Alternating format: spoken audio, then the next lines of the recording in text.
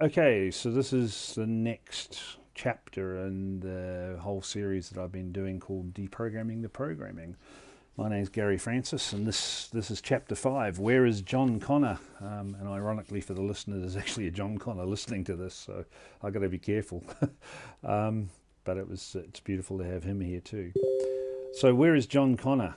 What I want to cover today is where's my hero? You know, that he or she, and I apologise to the ladies, there should be a she in there as well, that is coming to save me. You know, what does this mean? Where's this hero going to come from? And what does this now mean to me? And as I charge forward after hearing this sort of a presentation, what's my, the presenter, me, Gary, and your responsibility, the listener, and how will you respond to what's contained in this message? So these are the things that I want to cover. We'll probably get this done in 20, 25 minutes pretty easily, and then we'll be opening up after this presentation for questions. So that's what our agenda is. Hopefully we can take you on that little quick journey here. Let's carry on. So John, I apologise to you. There is a fictional character out there that you're carrying the same name of. And for those that have seen this movie, or the series of movies, right, John Connor was the hero. He was the guy that the Terminators got sent back to defend and to kill because he was the savior of the world. And the reason this presentation even came up is because about 3 or 4 weeks ago, there was a guy that asked me this question: who is John Connor? And it stuck with me. It really stuck with me because even in the Terminator movies, everyone was looking outside of themselves to find their hero, right? And just that question, where is John Connor and who is he, really stuck with me. So in this play on the name, I'm absolutely pointing back to the fictional character. No harm intended to anyone here. So where is my hero, right? Where is my hero? Where is the savior? Who's going to stop all this mess and this trouble? Well, first let's look at the foundation of why we're even asking ourselves that question. We have been living here being programmed by people and agendas around us that now we start to see the thinness of that veil, right?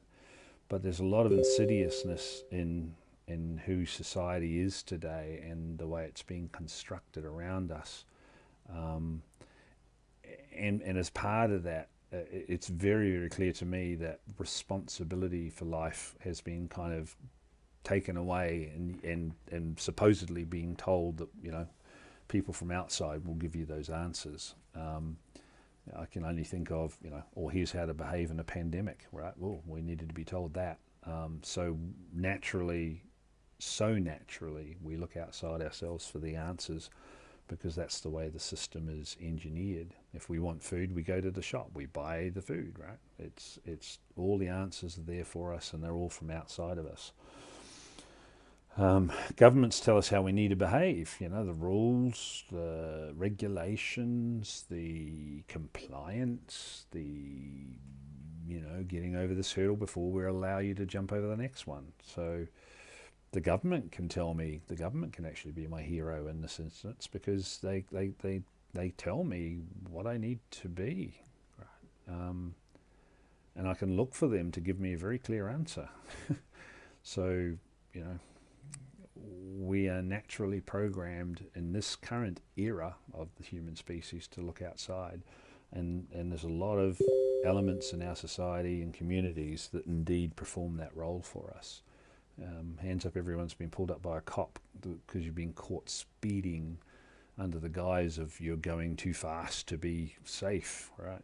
Well, the answer is, we'll tell you, and by the way, we'll punish you for that error that you've made against ours. Worse at the moment, I live quite close to a primary school. Worse, the education systems teach nonsense in relation to life quality, but the kids are being taught that the answers are given to them from outside, right? The school bell rings, you've got to be in class and conform because that's the answer that we're going to tell you need to comply with, right? And almost worse insidiously, an element, and I'm being a little unfair here on the education systems, but part of what I don't like in the kindergartens and things is life is going to be fair. Johnny, give Sarah back her sand bucket in the bucket and spade analogy, because that's the fair thing for life to do. Well, how insidious is the education system that teaches that stuff? Because life isn't fair. No one said it was ever going to be, but they're happy to teach this and to put the answers from outside you into even the young kids' lives, right? So I don't blame anyone nor myself for looking outside for the answers. Medical systems, pretty topical today, right? Medical systems, what do they tell us about what's right for us? Hopefully those that are listening to this presentation can see through a bit more of that now today than they could before, but the medical systems tell us that chemotherapy is a good answer. Chemotherapy is 85% a failure and only 15% successful. So they're using technology as an answer that we're comfortable in receiving, otherwise it wouldn't exist and people wouldn't submit to it, that kills or is completely unsuccessful 80%, 85% of the time. Yet that's an answer, because it's been given to us from outside, that many people don't question, right? The amount of look outside yourself for the answers that I can find when I go looking out there is absolutely unbelievable. The fact that we have normal food, and then in the special place that we have in our shopping markets, supermarkets around the world, we have health food aisles. The answer of what food looks like has been given to us, right? So there are heroes in our life all over the place: government, education system, medical systems, the food systems, all those systems. These are all my heroes because I was programmed to look outside myself for the answers to arrive. Every time I do that, sure enough, someone there is from authority or a corporate interest or a government that's going to be my hero and not, and give me an answer. So I'm going to be comfortable because I've been programmed that that's the way life is.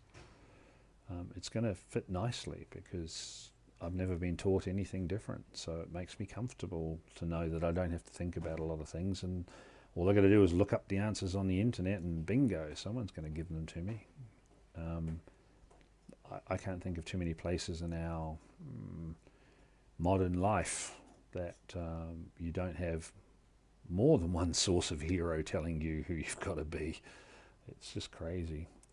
These are the things we were sold along the way, though, right? Now I'll just let the slide play out. It'll take a little bit of time, but I want you guys and the listeners to feel, I want you to feel the weight of these words in our modern society.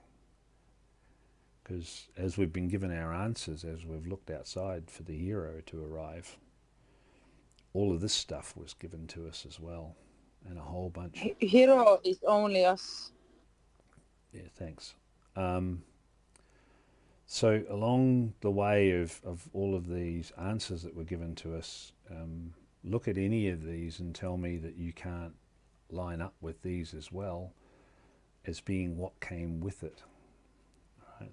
And the reason that the words very thoughts erased are sitting there, if you're asking a question about that, is we weren't told about exploration and a number of other things I'm gonna cover in a second, right? But these things, our modern society, those words there, and a whole bunch more, right, are the things that were given to us while the answers were coming at us from outside. Locks, greed, violence, consumption, being the winner of the race, because that makes everybody else a loser and you're better than they are in that moment of time. Not only were the answers given to us, but look at the toxicity that they were delivered around. Look at how all of this stuff was wrapped up in those answers as well. Look at how much it justifies the existence of a government if we need laws and rules and locks and all that sort of stuff. So not only were the answers given to us, the very being of us was controlled at that same time too. And we were sold convenience. I mean, this is what the world is right now, right? As part of the hero that came along, life became really easy. We could buy stuff, and everything we needed was right at our fingertips. And convenience of getting in my car and driving to see Auntie May, and like the whole world just became instant and convenient. And worse and worse and worse as far as intellect and being dulled down is concerned, and worse and worse and worse as far as disease and crime and isolation and fear and lack of acceptance. So not only were we handed the answers from outside, and we continually find ourselves immersed in a world that's trying to get us to accept the answer of late, but we were sold convenience along with it. So it becomes easy to sit in your lazy boy chair, click your fingers, and everything gets delivered to you. Right? So convenience. Yeah, you get everything Could you and could you nothing. stay on mute, please, Esther, or whoever's talking, please? So that's what we were sold, right? But the heroes came and they gave us all the answers, and look what else they gave us along the way. But how much did we pay for that, right? What was the price? What was the cost? And worse, what were the things unseen, unthought about, not even discussed, that were taken from us because the answers came at us so Exactly. much that we didn't actually have even the thought to think about how much more we could be, right? And how much, like I've been harping on recently about the word supernatural, and trying to tell everyone that supernatural is actually our natural, but there's not many out there doing that yet. So, what price did we pay, right? Have we thought about it? So let's wash all this away for a second, right? Ultimate price. Yeah, I would really like you, please, to stay on mute, because you're destroying the recording. So if you could hold your comments to the end, that would be very nice. Thank you. So let's go to a different place, right? Let's wash this away and start to think about what we weren't taught about ourselves and why we weren't taught these things. Why weren't we taught? Why weren't the answers that were given to us about love, right? Love of yourself, forgiving yourself for thinking the worst thoughts about yourself, for putting down the regrets of the actions that you now consider you took that weren't appropriate at the time, or now that you now consider weren't appropriate, and the beating up of yourself. Why weren't we taught about these deep levels, these aspects of love, just even for ourselves first before anything else? That term that was just used in conversation before this presentation was beautiful, right? I want to look into my life and enjoy the life that I'm living, right? It was way more succinct than that, but it was a beautiful statement that was made. I want to look at my life and be happy with it. Why weren't we taught these things? Then we can get to the point of, okay, how do I love someone around me, right? Why weren't we taught how to listen well? That I have to speak up and I have to tell you how wrong you are. Why weren't we taught that the first part about loving somebody else is actually just getting to know them and listening well, and listening with an ear of trying to heal them or to celebrate with them their joy, right? Why weren't we taught the love for our home? We've only got one rock, We're living on it like there is no tomorrow. We're living in an economy that just consumes and consumes and consumes. Why weren't we taught about how do we take care of our planet? Why weren't we taught about how to hold nature in balance, even with us here, right? And there's one last one in here, love for those that came before. If it wasn't for the generations that brought us to this place, we wouldn't be here. Think about all the hardships and everything that came before us that caused us to be alive at this moment of time in the world's history. Why aren't we cherishing, maybe love's the wrong word, but why weren't we cherishing what came before us? And I suppose as part of this, I don't know if I've included it on the slide or not, but as part of this, why weren't we taught to love those generations that are going to turn up in 2 or 3 generations' times and give them a better place than we found ourselves in, right? We weren't taught these things. So how much limited were we by what we were actually taught and by the heroes, supposed heroes of our lives, that were giving us all of these answers? My next presentation is likely to be on death. Kind of maybe a strange thing to present on, right? But why isn't death talked about?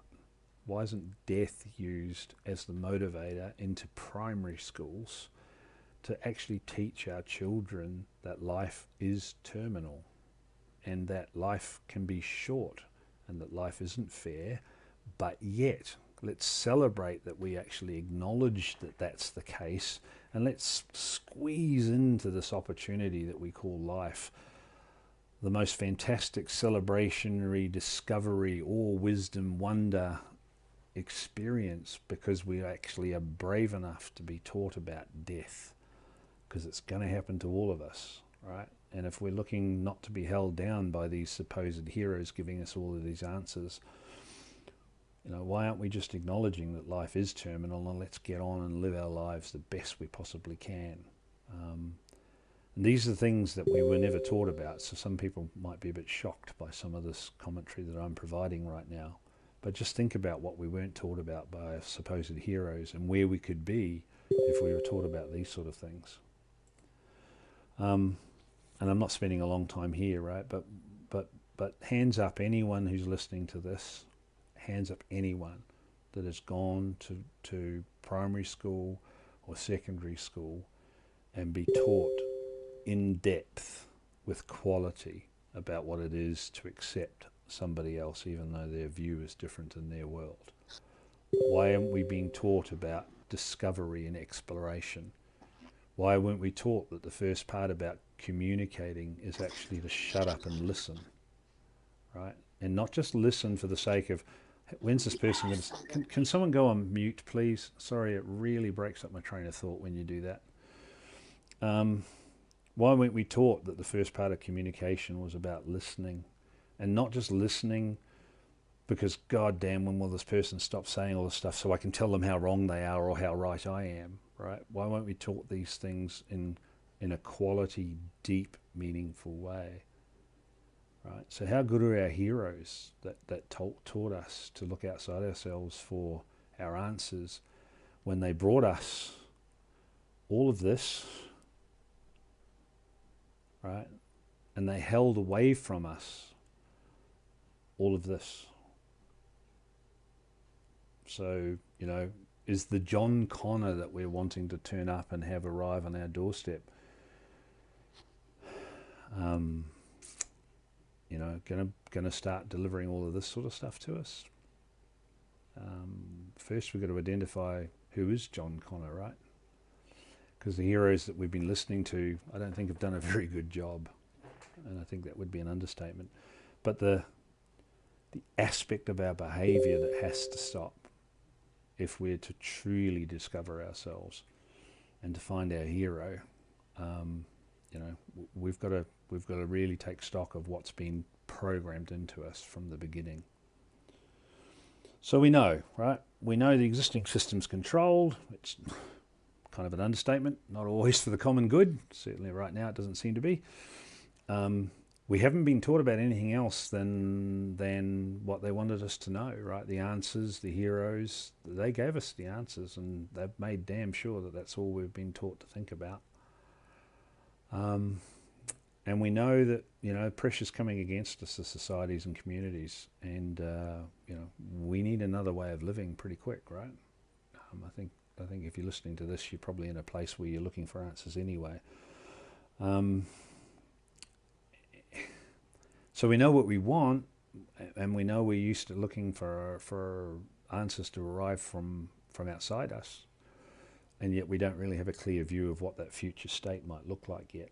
So we're kind of in a double struggle here. We've got to put down all of the programming, and we've got to try and move towards something that perhaps hasn't yet been well defined. But all throughout this, and through the slides that I've just presented, there's only a couple more in this presentation, by the way. But investment has been made in you to have you look outside yourself for the answers. So where is John Connor coming? Right, he's the knight on the white horse riding from the horizon. That is an absolute natural and normal response to this current pressure, because that is absolutely what has been very carefully instilled in all of us to continue not to see our own power. And the fact that, somebody else will come and save my backside if I'm in trouble. So where is John Connor? When's this guy or this lady, Xena or Superman arriving?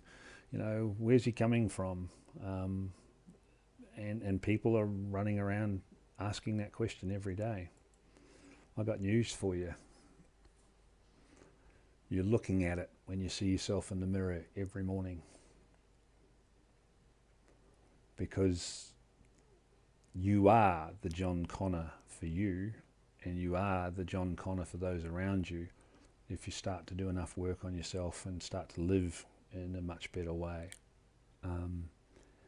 So I'm very clearly suggesting to the audience listening to this presentation that the John Connor you're looking for to arrive from distant shores and save the land is actually the person you're looking at in the mirror in front of you. And it's really sober to consider that. Really, really powerful and scary, because put down the media, put down the fear, put down the lack of adventure, and pick up instead the fact that you have all the answers right there with you. You've just got to ask yourself better and better questions to arrive at those answers. So where is John Connor? It's me presenting the stuff, but it's you, the listener, and it's how we conduct ourselves and how we act every day. There is no John Connor arriving in our history line right now that I can identify, at least, that's going to come in and save and push back against everything that's here. The John Connor of your life is you. You are the hero for yourself and for those around you. Here's things that don't get taught very much, right? You are responsible for you. That includes your thoughts and your actions. That acknowledges the fact that you have the power to create and destroy. You can smash someone so easy with that one simple comment that tells them that this fantastic discovery they've just made is wrong, or I can see holes in it, and I can tear it down for you, even though you're showing it to me as the child would show me, the butterfly on the hand. You have to be responsible for yourself now in ways that might even sort of have you a bit in fear, right? But you can't be looking for John Connor to come around the horizon to save you. You can't certainly be looking to the insidious systems that's delivering all this nonsense towards us. You have to be responsible for you. Your thoughts and actions and deeds. It's not somebody else's fault that you got angry and you ripped them one in some sort of rebuke way, right? You decided to do that to the other person. You are responsible for that action in that moment of time, regardless of what they're doing to you. Holding on to your response to them is your responsibility. The really interesting thing that we never get taught is that if you start looking at yourself this way, you actually have all the answers you need already. No one needs to deliver how you should live and conduct yourself to you if you're living in harmony and balance with yourself. If you're enjoying what you see in the mirror when you look at yourself every day, right? You actually have, if you're holding that space, you instinctively know what the answers are as you're moving through your life, and you need no law, no regulation, no rule, no mandate to tell you how to live well. And you don't need to look outside yourself for the answers that you're already carrying. You only have to be responsible enough to ask yourself better questions. The answers will arrive to you, right? And this is hard stuff, guys. I'm apologizing. This is a bit of a beat up here, right? Nobody else is to blame for you in your life. Oh, but Gary, that's crazy. You know, the government here is telling me this. Well, yeah, that's true, but you're still living your life. Oh, but Gary, that's crazy. My house burnt down because my next door neighbour set the house on fire. How can that possibly be my fault? Well, it wasn't necessarily your fault, but how you're going to respond to it is up to you. I'll give you an example. My brother lives in a sort of an old folks environment, and they had the water turned off for a little while, right, for like a day and a half, and the old folks there were kind of running around in a bit of calamity. My brother had already stored water. He was prepared for that. He took responsibility for his action, and he couldn't care whether the water stayed off in his environment for 3 or 4 days. He had plenty. Right? He took responsibility to be prepared for an eventuality that nobody else took for granted. And why? Because the answers come from outside. We can trust them to always hold continuity for us. I mean, that's nonsense, right? But in that example, he wasn't worried at all. He'd taken responsibility even before a calamity arrived. So it's a provocative statement. You get to blame no one around you for your life. And you can challenge me on it ad nausea. But who is responsible for how you react to a circumstance that's presented to you? That's not from outside you. That comes from inside. And if you can work on that theme and build yourself into a position of power, more power to you for that. But don't blame everything around you as being, oh, woe is me, this all happened to me and none of it's my problem. Well, maybe you're being presented those challenges to see how you'll respond. To wake up to the fact that the answer and your response is actually your responsibility. Maybe some of that is why those calamities are arriving into your life. This is time to be sober, right? If you're gonna turn off the world, and we're going to acknowledge that those answers were given to us by our John Connor of old, by all the law, regulation, and everything else, and to instantly put that down and to pick up this sort of a chalice. Big choices, right? But I can't make them for you. It's you that's got to actually take that step and be brave enough to enjoy looking in the mirror at yourself, because you are your own hero of your life. And these things are kind of shocking because no one's teaching this stuff, right? You know, just think about how dulled down we've actually become, and how that's been delivered to us insidiously while we've been looking outside of ourselves for the answers. There are so many answers available on the internet today, right? We're just not asking ourselves good questions. We're only just starting to figure out now how to actually ask reasonable questions, because we realize how bad the answers that are coming from outside are becoming. So it's big challenge time, guys. You know, we don't know what the world might look like when we create a better world to live in, but it starts today. It starts with us individually, each of us taking responsibility for ourselves.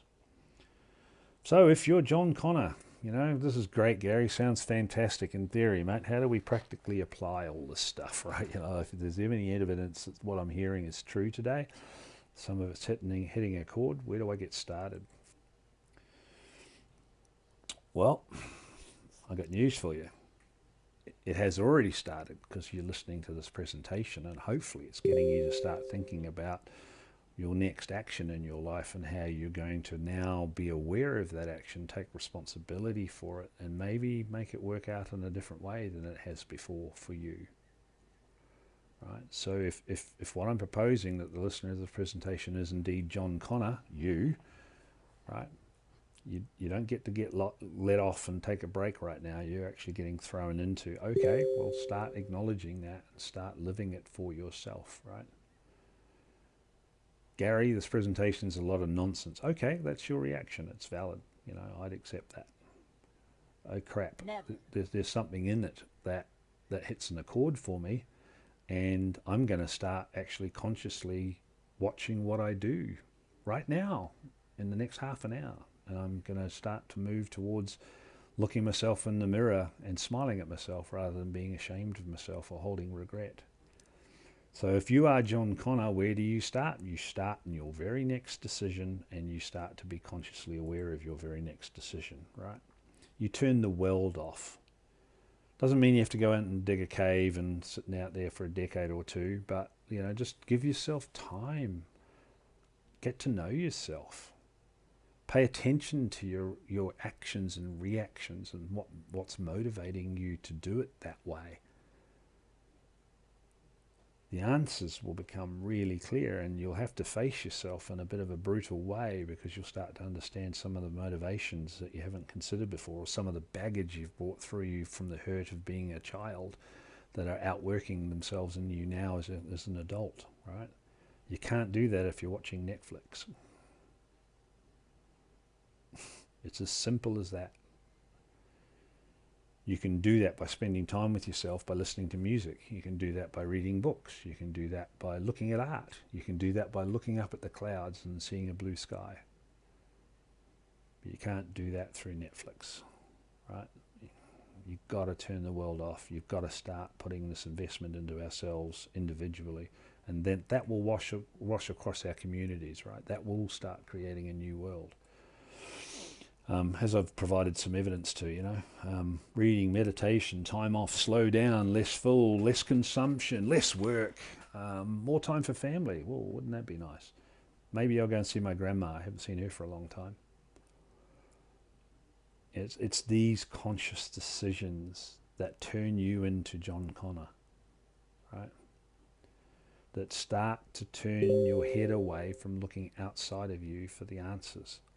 You have all the answers with you that you could ever possibly need, and they are more correct because they are yours, the inner you, than what anyone can ever possibly give you from outside.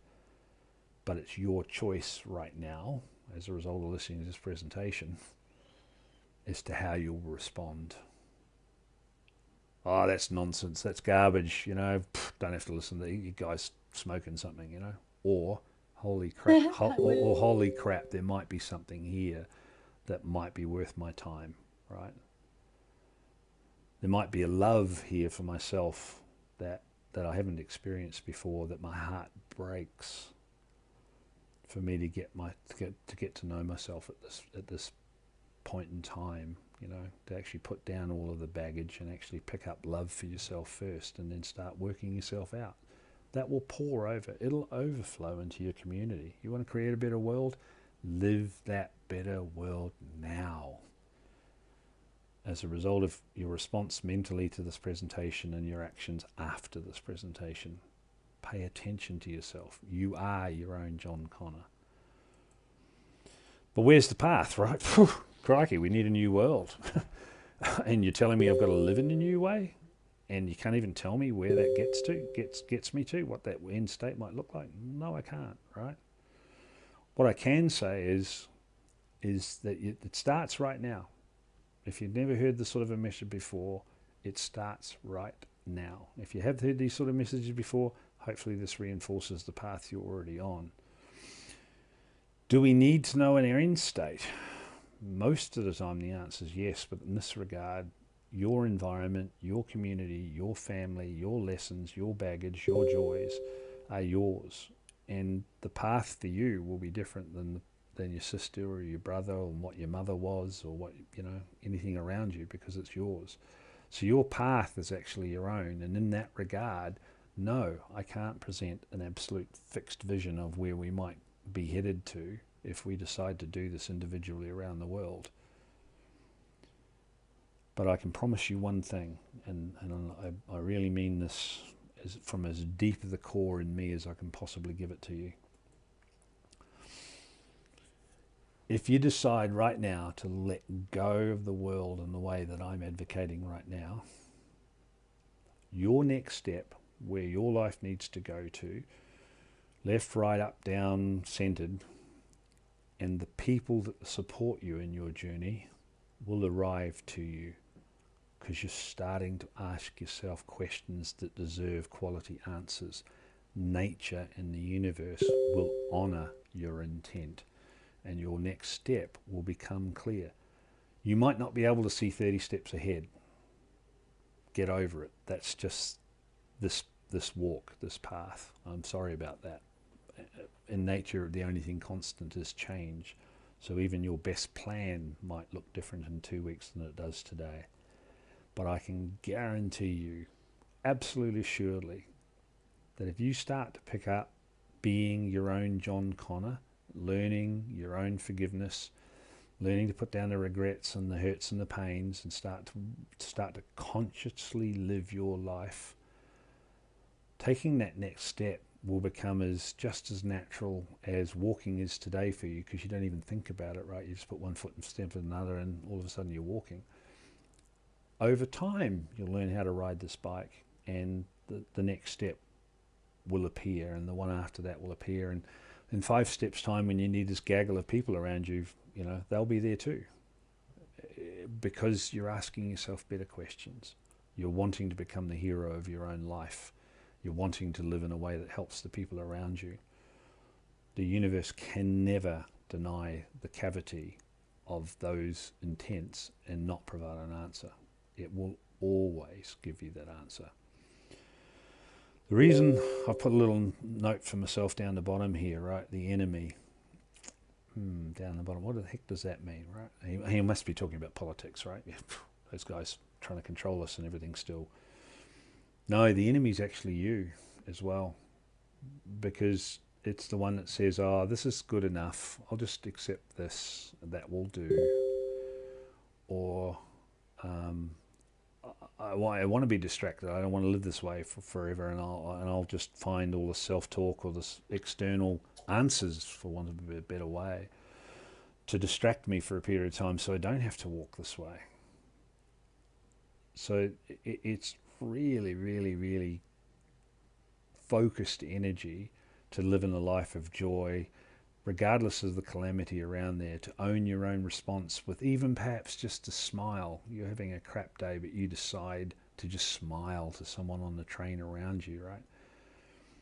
Anything that distracts you from that path and from that clarity of holding yourself accountable to indeed be the world's next John Connor, for yourself first and then for those around you, is your enemy. It's not even the stuff from the media, from the governments, from the New World Order, blah, blah, blah. It's the distraction that you'll let into your life from all of those places, and the distraction of thought that will keep you off your own path. These are the things to pay attention for, because they are the things that will ultimately drag you away from where you'd rather live your life. And this is just something I wanted to share. I write and I author, and I've been publishing for a long time. And I just wanted to reach back into something to sort of like bring this home. This is the second to last slide. The last slide's just a placeholder.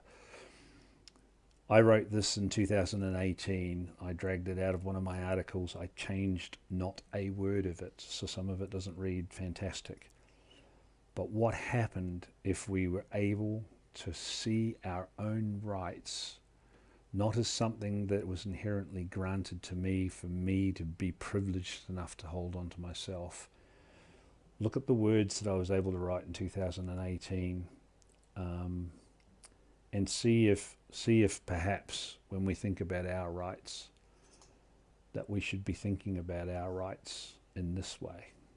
And I'll shut up. I won't finish the presentation right now, so please don't ask questions, but I'll just be quiet so you guys can read this stuff, right? What happens if these are actually our rights? Now I will go quiet so you guys can read it.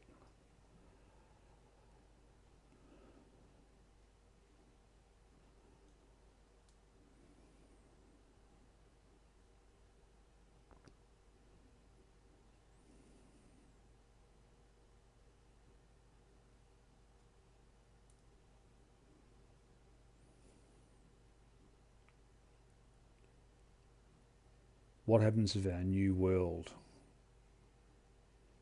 the very place that we're looking for to be delivered to us, that we can now deliver to ourselves, comes in such a way that even our own thoughts about our own rights that were given to us by our heroes outside of our lives were so insidiously wrong that we never considered it was just our right to be here and to help those around us and to heal myself? What if that is all the rights that we're actually really entitled to be and to do? And all of this nonsense about ownership and the world my way and everything else is just noise. What happens if you spent the next 4 years just getting to know yourself and what makes you tick and work and why you react in the way you do? What happens if your right was to be in joy and to help spread that joy to your neighbors and friends and family? What happens if it was your right to be in the right place to give somebody else that shoulder to cry on? What if our rights had nothing to do with us, but they had to do with everybody on the outside of us? Because if we lived our life with these rights in mind and a whole bunch more, and everyone was looking around us and living the same way with these sort of answers or ways of living, we wouldn't need locks on doors in our communities. Criminals would be pushed out or just wouldn't be there. People wouldn't have bad intent to each other. They wouldn't be trying to make profit from your life. They wouldn't be trying to poison you with their products.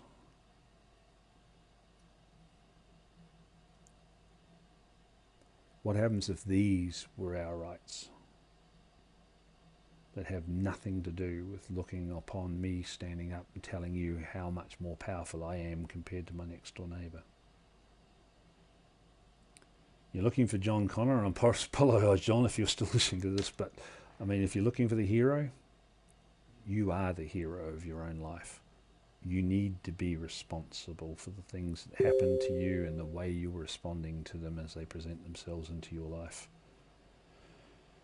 And what if the very foundation of what we were taught our rights actually were already so far away from the truth that, we need to come right back to this sort of level to start to understand who we can really be.